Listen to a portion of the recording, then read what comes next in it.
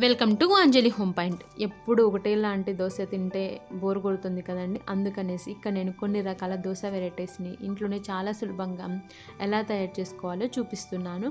First cap దోశని ఎలా తయారు చేసుకోవాలో చూపిస్తున్నాను. హోటల్లో మనకి క్యాప్ లాగా చుట్టి సర్వ్ చేస్తుంటారు కదా, దాన్ని సులభంగానే ఇంట్లో ఎలా తయారు చేసుకోవాలో చూపిస్తున్నాను. ముందుగా స్టవ్ వెలిగించుకొని ప్యాన్ పెట్టుకోవాలి. ప్యాన్ హీట్ అయిందో లేదో ఒకసారి చెక్ చేసుకోవాలి. వాటర్ చల్లేసి ఇలా ఆనియన్ని రౌండ్గా కట్ చేసుకొని పెనం అంతా బాగా రుద్దాలి. అప్పుడే దోశలు బాగా వస్తాయి. ఇప్పుడు ప్యాన్ హీట్ అయిన తర్వాత దోశ వేసుకోవాలి. దోశని ఎప్పుడైనా సరే మీడియం ఫ్లేమ్లో ఉంచుకొని మాత్రమే దోశ వేసుకుంటే బాగా కాలుతుందండి రెడ్గా. ఈ విధంగా దోశ వేసుకున్న తర్వాత ఒక స్పూన్ ఆయిల్ని వేసుకోవాలి. చూడండి, దోశ బాగా ఎర్రగా చేంజ్ అయింది కదా. ఇలా మిడిల్లో నుంచి నైఫ్తో స్ట్రైట్గా ఒక లైన్ లాగా నైఫ్తో కట్ చేసుకోవాలి. చూడండి, వీడియోలో చూపిస్తున్నాను కదా, ఈ విధంగా కట్ చేసుకోవాలి.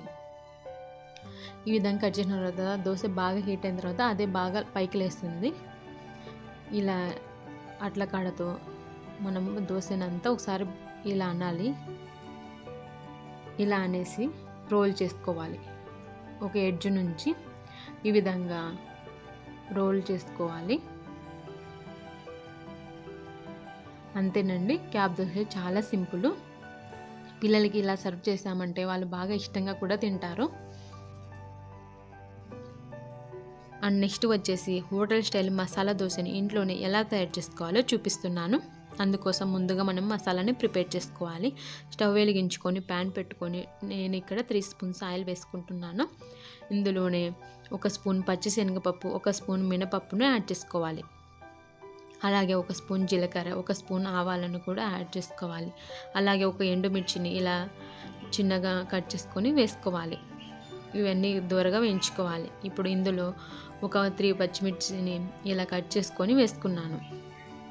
అంటే ఇక్కడ మనము రెడ్ చిల్లీని యాడ్ చేసుకోము కాబట్టి స్పైస్కి తగ్గట్టు గ్రీన్ చిల్లీస్ని యాడ్ చేసుకోవాలి. అలాగే పొడుగా కట్ చేసుకున్న ఆనియన్ని వేసుకుంటున్నాను. ఇక్కడ ఒక ఆనియన్ నేను ఇలా పొడుగా కట్ చేసుకున్నాను.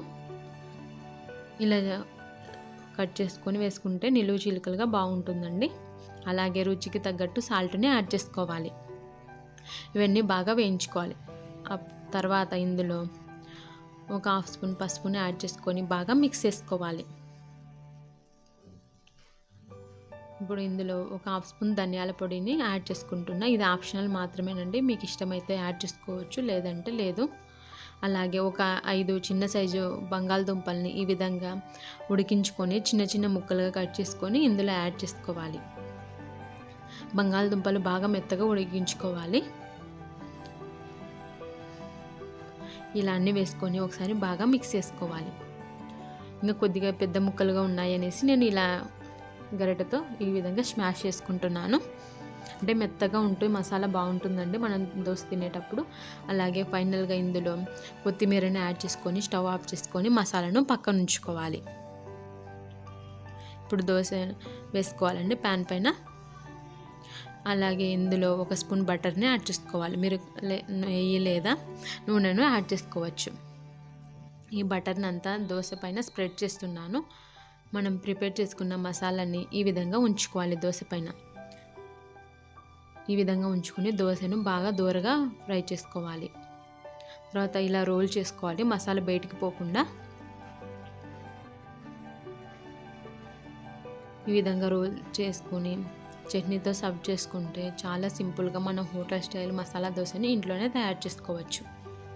మీరు కావాలంటే దోశ పైన చట్నీ రాసుకొని మసాలాను కూడా ఉంచుకొని ఆ విధంగానైనా దోశని తయారు చేసుకోవచ్చు. అండ్ నెక్స్ట్ వచ్చేసి పావుబాజీ దోశని ఎలా తయారు చేసుకోవాలో చూపిస్తున్నాను. దోశ వేసుకోవాలండి. ఫస్ట్ మనము దోశ వేసుకున్న తర్వాత ఇందులో 1 స్పూను బటర్ని యాడ్ చేసుకోవాలి. కొద్దిగా ఎక్కువ మొత్తంలో బటర్ యాడ్ చేసుకుంటే టేస్ట్ బాగుంటుంది పావుబాజీ మసాలాకి. అలాగే ఇందులో ఒక చిన్న సైజు ఆనియన్ని ఇలా చిన్న చిన్న ముక్కలు కట్ చేసుకొని యాడ్ చేసుకోవాలి. అలాగే గ్రీన్ చిల్లీస్, క్యాప్సికమ్, టొమాటోను యాడ్ చేసుకోవాలి. అదేవిధంగా ఉడికించుకున్న బంగాళదుంపని కూడా యాడ్ చేసుకోవాలి. ఈ వెజిటేబుల్స్ అన్నీ చిన్న చిన్న ముక్కలు కట్ చేసుకోవాలండి, అప్పుడే బాగుంటుంది దోశ. అండ్ 1 స్పూన్ టొమాటో సాస్ని కూడా వేసుకోవాలి. అలాగే కొద్దిగా కొత్తిమీరని కూడా యాడ్ చేసుకోవాలి. ఒక స్పూన్ పావ్ భాజీ మసాలాని కూడా యాడ్ చేసుకోవాలి. ఇప్పుడు ఈ వెజిటేబుల్స్ అన్నీ బాగా మిక్స్ అయ్యేలాగా కలుపుకొని దోశ అంతా స్ప్రెడ్ చేసుకోవాలి.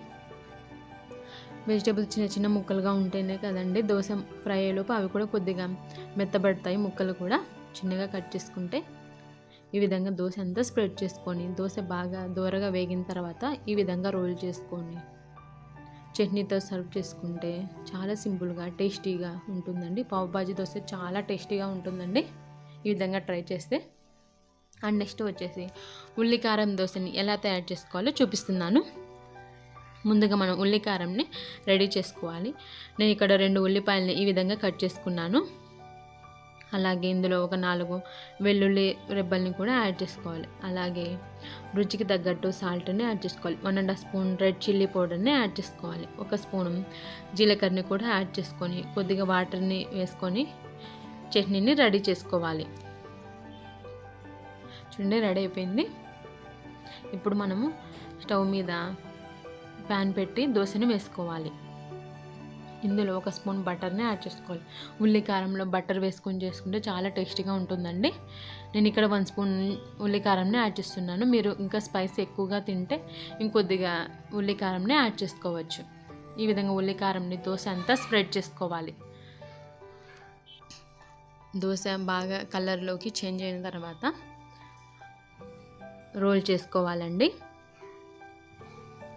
ఈ విధంగా చేసుకొని పల్లి చట్నీతో తీసుకుంటే చాలా టేస్టీగా ఉంటుంది ఉల్లికారం దోశని.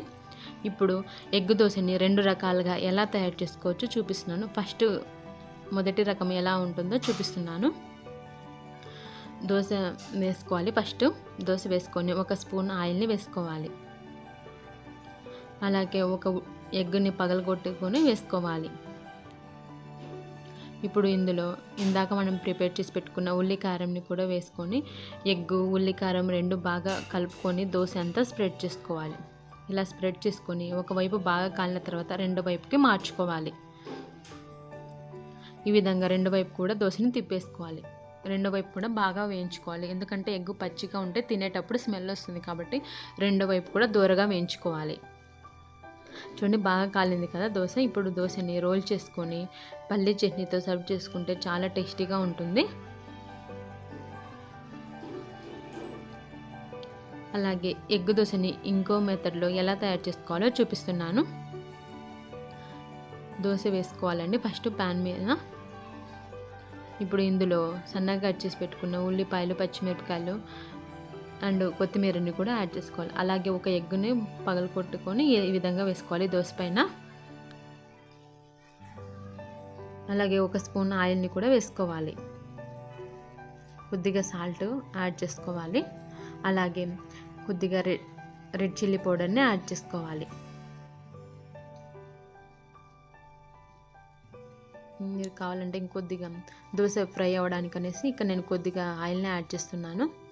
ఈ విధంగా ఒకవైపు కాలిన తర్వాత దోశ రెండు వైపుకు తిప్పుకొని రెండు వైపులా బాగా దూరగా వేయించుకొని ఒక ప్లేట్లోకి తీసుకొని పల్లి చట్నీతో సర్వ్ చేసుకుంటే చాలా సింపుల్గా ఎగ్ దోశ తయారైపోయింది. ఐ హోప్ ఈ వీడియో మీకు అందరికీ నచ్చిందని అనుకుంటున్నాను అండ్ యూజ్ అవుతుంది అనుకుంటున్నాను. మీరు కూడా ఇక్కడ నేను చూపించిన దోశ వెరైటీస్ని ట్రై చేసి ఎలా వచ్చిందో నాకు కామెంట్ చేసి తెలియజేయండి. Thanks for watching. మీకు కనుక ఈ వీడియో నచ్చినట్లయితే లైక్ చేయండి, షేర్ చేయండి, మా ఛానల్ని సబ్స్క్రైబ్ చేసుకోండి. Bye friends.